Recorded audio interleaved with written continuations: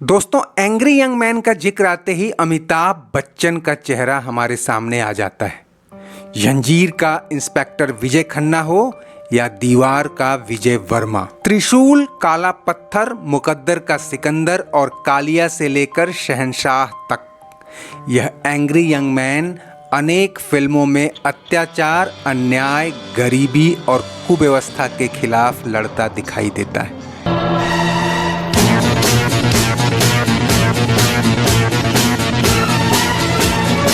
यह ऐसा किरदार है कि सिनेमा के पर्दे पर एक बार चमका तो कई और एंग्री यंग मैन पैदा हो गए। धर्मेंद्र से लेकर सनी देओल तक और संजय दत्त से नाना पाटेकर तक फिल्म मेकर्स ने इस किरदार को भुनाने की पूरी कोशिश की।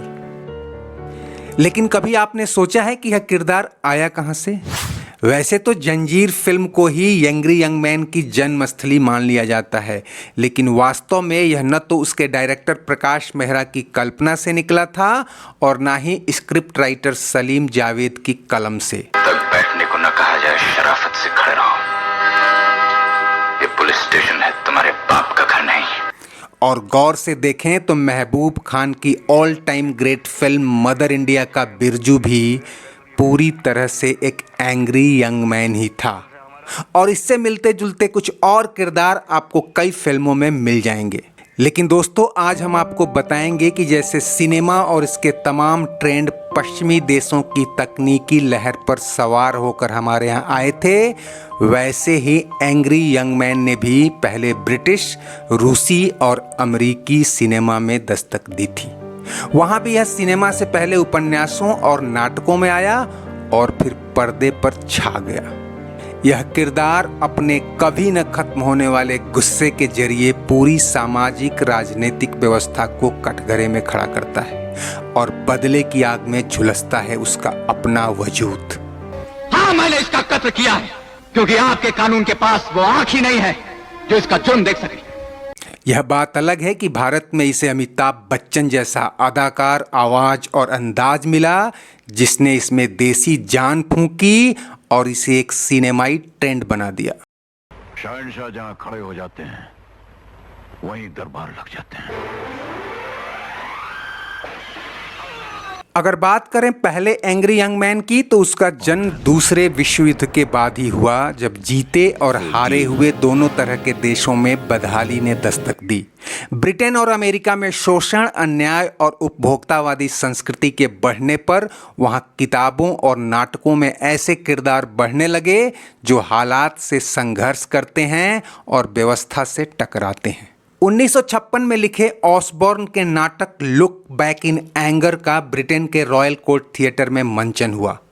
गुस्से से भरे जिमी पोर्टर की जिंदगी के जरिए इस नाटक में वर्ग, धर्म, समाज, राजनीति और ब्रिटेन के तत्कालीन हालात पर चोट की गई थी। तब पहली बार मीडिया में इसे एंग्री यंग मैन कहा गया। 1959 में निर्देशक टोनी रिचर्डसन ने जॉन ऑसबॉर्न के साथ मिलकर लुक बैक इन एंगर पर फिल्म बनाई, जिसने खूब वाहवाही लूटी।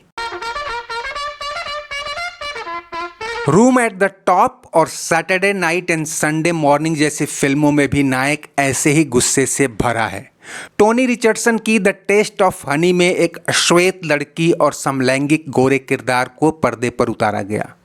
उधर रूस में भी ऐसी फिल्मों और एंग्री यंग मैन के किरदार को सराहा जाने लगा। 1953 में स्टालिन की मौत के बाद सोवियत रूस में नरमवादी राजनीति की शुरुआत हुई तो फिल्मकारों ने भी जमीनी हकीकत दिखानी शुरू कर दी। लेकिन दोस्तों, सिनेमा की असली मास्टरी वाला हॉलीवुड कैसे पीछे रहता। अमेरिकी पूंजीवाद और उपभोक्तावाद ने भी कई जकड़नें पैदा कर दी थीं, जिसे तोड़ने की कोशिश में कई नायक सिनेमा के पर्दे पर आ गए।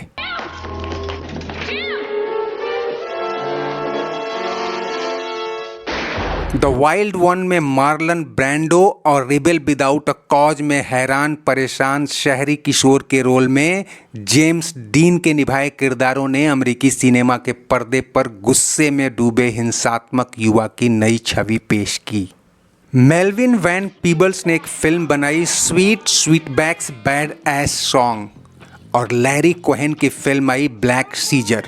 ये दोनों ही फिल्में अश्वेत युवा किरदारों के गुस्से और हिंसा में डूबी कहानियों को अन्याय और शोषण के साथ जोड़ती हैं।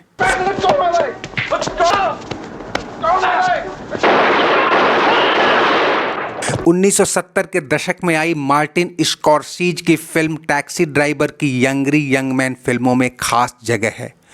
पूर्व सैनिक ट्रेविस विकल नींद न आने की बीमारी से जूझता हुआ रात को गाड़ी चलाने का काम करता है।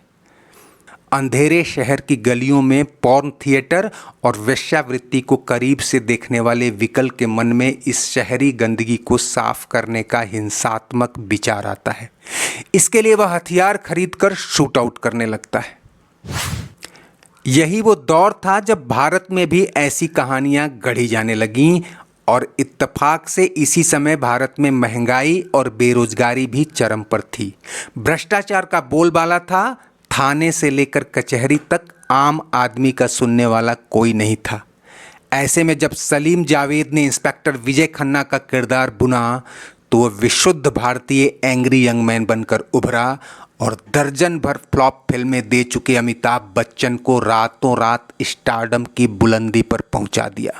यह किरदार इतना स्वाभिमानी था कि फेंके हुए पैसे नहीं उठाता था और इतना जागरूक कि कोयले की खान से लेकर फैक्ट्री मालिकों के गोदाम तक अन्याय की हर चक्की को बेनकाब करने पर आमादा था। कान एक अजगर है सेठ साहब, जो रोज अनगिनत मजदूरों को निगलता है और उन्हें चबा के पीस के। मसाला फिल्मों का दौर भी आया और डायरेक्टर्स ने अमिताभ की पर्सनैलिटी और एक्टिंग स्किल के दूसरे पहलुओं को भी भुनाना शुरू किया। लेकिन ऐसी कहानियों में भी जहां हीरो को दोस्ती, प्यार और संबंधों की डोर में बांध दिया गया था, उसकी आंखों से कहीं न कहीं वो एंग्री यंग मैन छलक ही जाता था। पर्दे पर नाचते, गाते और हंसते हंसाते अमिताभ को भी लोगों ने खूब पसंद किया, लेकिन वो दौर भी आया जब लोग इन किरदारों से बोर होने लगे। अमिताभ सियासी विवादों में भी फंसे और करियर डामाडोल होने लगा। फिर वही एंग्री यंग मैन शहंशाह का इंस्पेक्टर विजय श्रीवास्तव बनकर आया, जो रात के सन्नाटे में कानून अपने हाथ में लेकर जुल्मों सितम से लड़ता है। अंधेरी रातों में सुनसान राहों पर यह किरदार फिर पर्दे पर छा गया और लोगों ने इसे सराखों पर बिठा लिया। तुम्हारा मुकदमा बेशक इस अदालत में खत्म हो गया हो, लेकिन मेरी अदालत में अभी शुरू नहीं हुआ। दोस्तों, उम्मीद है आपको ये वीडियो पसंद आया होगा। चलते चलते इसे लाइक, शेयर और सब्सक्राइब कर लें और हमेशा की तरह कमेंट बॉक्स में अपनी राय जरूर दें। और तुम्हारी अदालत है कहाँ? शहंशाह जहां खड़े हो जाते हैं वहीं दरबार लग जाते हैं। शुक्रिया, नमस्ते, आभार। हर जुल्म मिटाने को एक मसीहा निकलता है।